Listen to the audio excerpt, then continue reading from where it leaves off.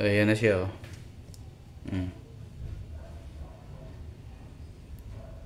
Naputol yung video, hindi na napakita yung ano, yung pagkagawa ko nito. Pero lagari lang yung ginamit ko dyan. Ayan o dito, lagari din lang yung ano ko dyan. So sukat na natin yung ano. Naputol yung bigla yung video eh. Ayan o, shoot natin o. Ayan o, okay na siya. O, makinis siya o. Parang bulb din eh, no? Parang pin din ng ano. Ayan. Ayan, ganyan siya. Sayang, pero lagari lang ginamit ko doon. Yung pag ano ko nito, hindi ko na play pala yung video. Ito yung dito, ginagano ko rin lang ng lagari yan para makuha ko yung ano yan. Lagari lang yan. So kabit natin na yan oh.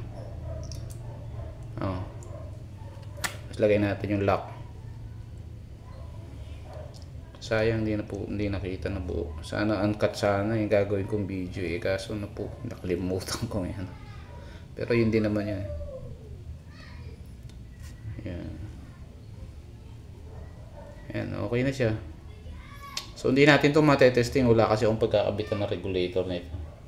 Pero sure naman ako, sigurado yan. 100% lagi pag ginawa kong ganun. Lapat na lapat yan, walang singaw. Yan. Kahit nga yung ano, dati yung mga walang spring talaga yung ginagawa ko eh. Hindi ko inaano yung spring, hindi ko nilalagay. Pero to may spring, mas maganda lalo yan. Mas lalong lapat yan. Yun. Sino gusto? Oh. Ayan o. Pang matagalan na yan. Sigurado yan.